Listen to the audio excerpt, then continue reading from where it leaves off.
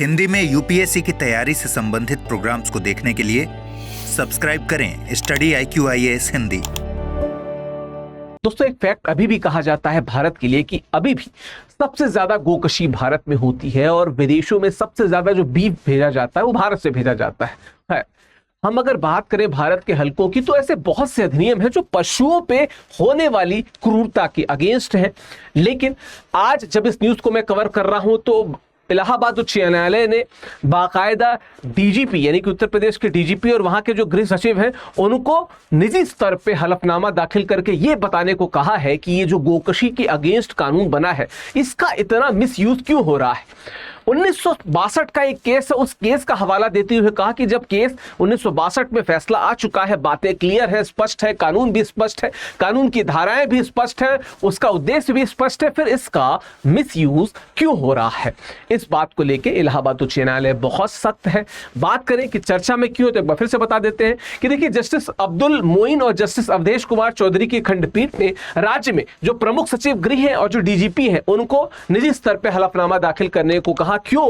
क्योंकि जो 1955 का अधिनियम है, गो हत्या निवारण अधिनियम, उसका मिसयूज देखने में आया है। मिसयूज क्यों आया है, क्या आया है, इस पर भी हम लोग बात करेंगे। ठीक है, इस पर भी हम लोग बात करते चलेंगे। ठीक है, तो क्या हुआ था, पृष्ठभूमि देख लेते हैं। तो पृष्ठभूमि ये है कि जो याचिकाकर्ता है राहुल यादव उनका नाम है, उन्होंने कहा, इलाहाबाद हाई कोर्ट में अपनी याचिका दाखिल की। उन्होंने कहा कि देखिए, लिखा हुआ है कि प्रतापगढ़ में उनके खिलाफ एक FIR दाखिल की गई। ठीक है, जिसमें यह कहा गया कि जो गोकशी निवारण जो अधिनियम है उस अधिनियम के तहत कुछ धाराएं हैं, जैसे 1955 जो इसकी धारा है, धारा 3, धारा 5 और धारा 8 के तहत इन पे क्या किया गया है, इन पे FIR दर्ज की गई है। और पशु क्रूरता निवारण अधिनियम 1960 की धारा 11 के तहत भी इन पे FIR दर्ज की गई है। इनका यह कहना है ये किसी भी तरीके से इसके लायक नहीं, मतलब ये एलिजिबल नहीं है इन धाराओं के, मतलब ये बेकसूर है, ये कहना चाह रहे हैं।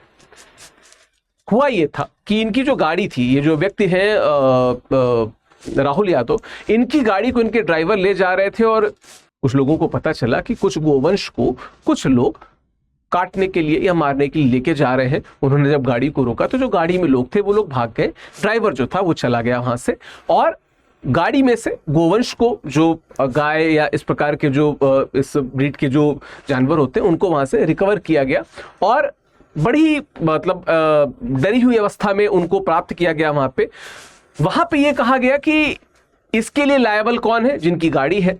जो गाड़ी जिनकी थी वो राहुल यादव थे, चला ड्राइवर रहा था। राहुल यादव ने कहा कि मैंने गाड़ी भेजी हुई, मैं इसके लिए लायबल नहीं हूं, क्योंकि जो धाराएं लगाई गई वो धाराएं तो किसी हिसाब से मुझ पे नहीं लगती। एक बार हम देख लेते हैं क्या है।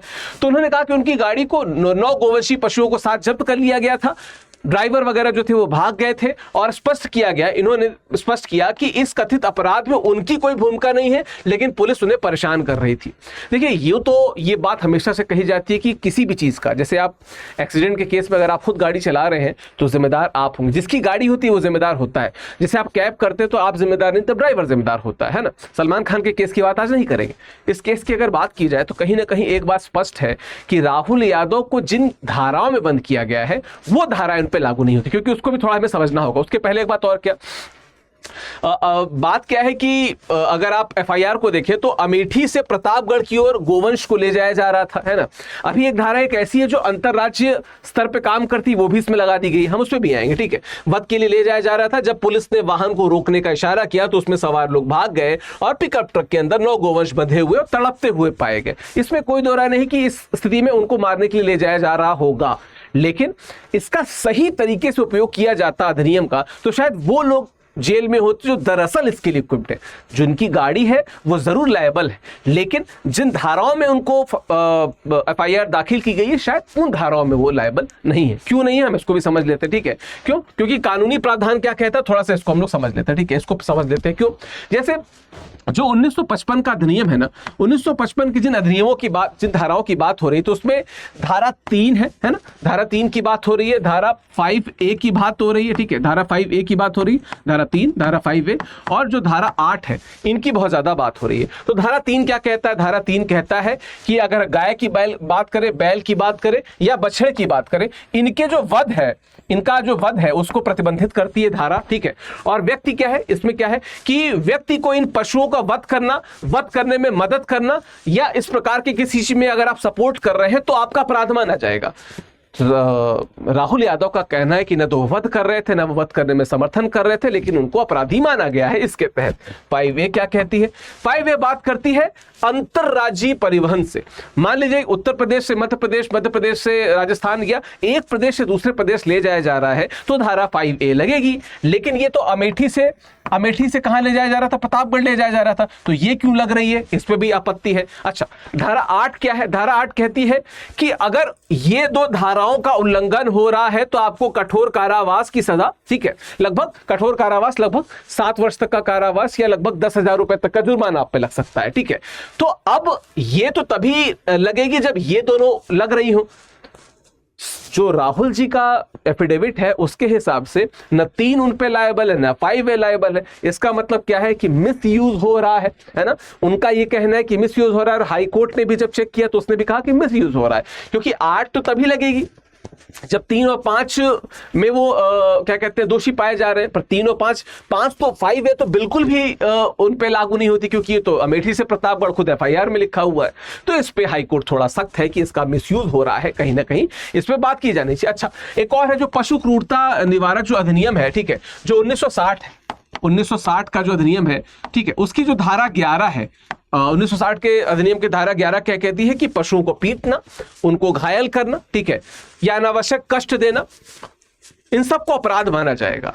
और फिर से राहुल यादव का कहना है कि मैं सीधे तौर पे और इनडायरेक्टली भी इसमें इन्वॉल्व नहीं हूं, और हाई कोर्ट ने भी अपनी तफ्तीश में या जांच में इस बात को पाया है। तो हाई कोर्ट भी इसके खिलाफ कह रही है कि इस प्रकार की धाराओं को इस प्रकार से नहीं लगना चाहिए। अब हाई कोर्ट ने क्यों लगाई फटकार? निश्चित तौर पर कानून की गलत व्याख्या।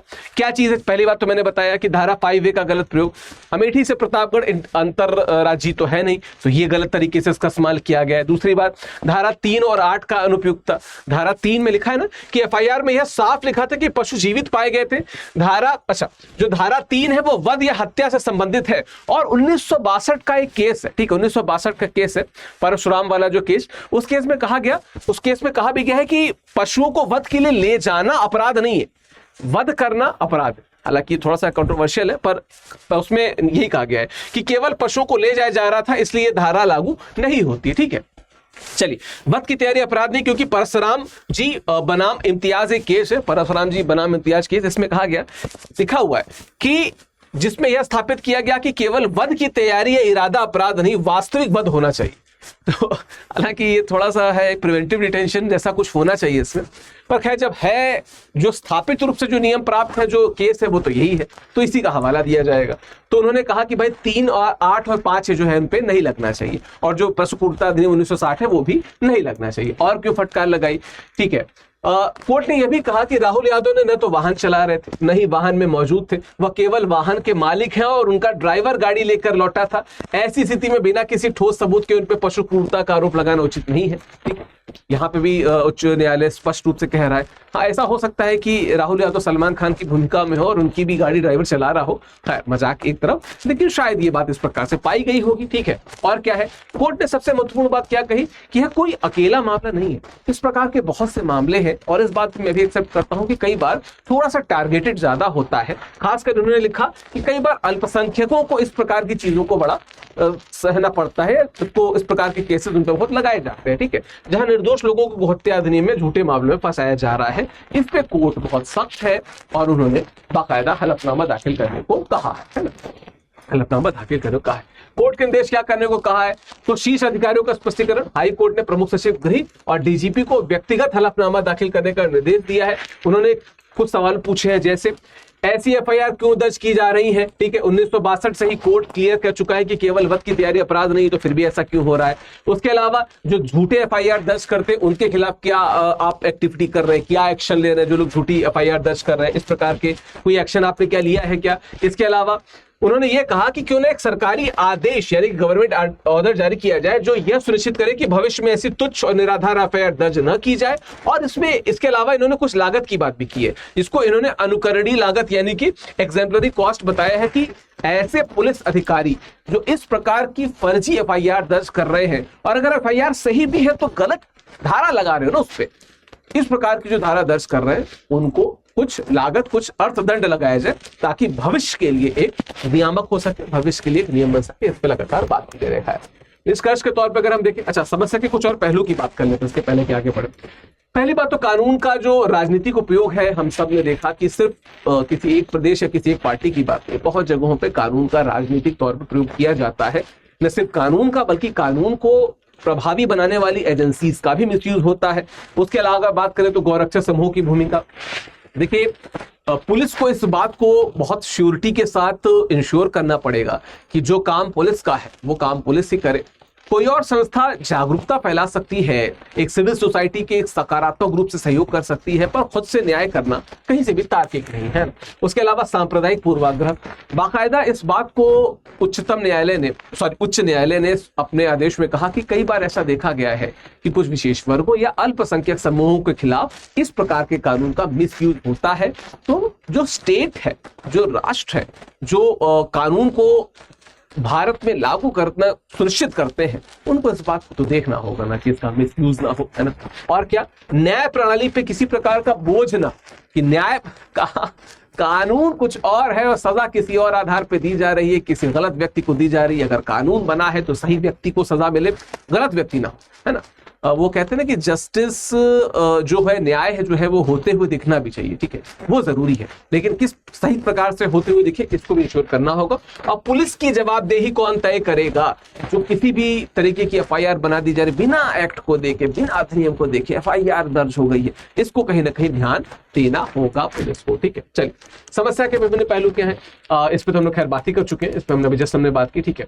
आ जाते हैं किस चीज पे, निष्कर्ष पर। निष्कर्ष हम क्या कह सकते हैं कि है कानून चाहे कितना भी अच्छे इरादे से बनाया गया हो, अगर उसका दुरुपयोग हो रहा है तो पूरा उसका उद्देश्य नष्ट हो जाता है, पूरा उद्देश्य नष्ट हो जाता है। निर्दोष लोगों के जीवन को बर्बाद कर सकता है, निश्चित तौर पे कर सकता है। बहुत से घर चले गया, और ये किसी पार्टी या किसी विशेष क्षेत्र की नहीं, ये भारत में कई जगहों की सच्चाई है ना। क्या है, कभी कभी निर्दोष लोगों को परेशान करने, सांप्रदायिक तनाव फैलाने या राजनीतिक एजेंडे को आगे बढ़ाने के लिए भी किया जाता है। तो पुलिस इस बात को चेक करे कि ये तो ना हो गुरु, ये अच्छा नहीं है, इस प्रकार की चीजें नहीं है। बाकी निष्कर्ष के और पहलू आप मेरे टेलीग्राम चैनल पर जरूर देख लीजिएगा, उसमें मैं अपडेट कर दूंगा, वहां से जाके आप डाउनलोड कर लीजिएगा। अच्छा, आप सबको पता है कि दिवाली नजदीक है। अगर बात करें भारत की, तो जो ये प्रकाश पर्व है, बहुत से संदेश देके जाता है, अंदर का अंधेरा मिटाना है, उजाले रास्ते पे आगे बढ़ना है, सफलता का जो रास्ता है वो तय करना है। 16 अक्टूबर से, यानी कि आज आप इस वीडियो को देख रहे हैं उसके अगले दिन से, ये भारत में मतलब ऑब्वियसली भारत में यूपीएससी की बात कर रहे हैं, तो हमारा जो स्टडी IQ में इस समय जो दिवाली उत्सव सेल है ये शुरू हो जाएगी। ये 22 अक्टूबर तक, यानी कि 22 अक्टूबर तक ये सेल चलेगी, ठीक है। आप उसके पहले विकास लाइव कोड का प्रयोग करके हमारे बैचेस में जुड़ेंगे तो आपको डिस्काउंट मिलेगा। जैसे देखिए ना, ये जो हमारा 2027 का जो बैच है ये मात्र 17,999 मिल रहा है। आप विकास लाइव कोड का इस्तेमाल करेंगे तो डिस्काउंटेड प्राइस है। इंग्लिश, हिंदी और इंग्लिश में भी उपलब्ध है। 2026 और 27 के लिए, 26 के लिए फास्ट ट्रैक बैच और 27 के लिए लॉन्ग टर्म बैचेस भी अवेलेबल है। आपको क्या करना है, नीचे लिंक दी होगी उस पर क्लिक कर लीजिए, विकास लाइव कोड का प्रयोग कर लीजिए। बाकी हिंदी साहित्य के साथ भी सेम बात, तो सूरदास के साथ ये बैच शुरू हो रहा है, 28 अक्टूबर से बैच शुरू हो रहा है और 22 अक्टूबर तक ये सेल चलेगी। तो हिंदी साहित्य के इस बैच में जो मैं पढ़ाता हूँ उससे जुड़ने के लिए विकास लाइव कोड का प्रयोग कर सकते हैं। बाकी ये मेरा टेलीग्राम है, ये इंस्टाग्राम है, स्कैन कर जुड़ जाइए, बातें होंगी, डिस्कशन होगा यूपीएससी को लेके, प्रिपरेशन को लेके, ऑप्शन को लेके और बहुत से ऐसे विषय जिसपे अक्सर स्टूडेंट कंफ्यूज रहते हैं, आप कभी मुझसे जुड़ सकते हैं। चलिए, मिलते हैं अगले किसी वीडियो में। बाकी इस विषय पे आपका क्या कहना है कमेंट बॉक्स में जरूर बताते जाइएगा। Thank you so much. Hindi में यूपीएससी की तैयारी से संबंधित प्रोग्राम्स को देखने के लिए सब्सक्राइब करें स्टडी IQ IAS हिंदी।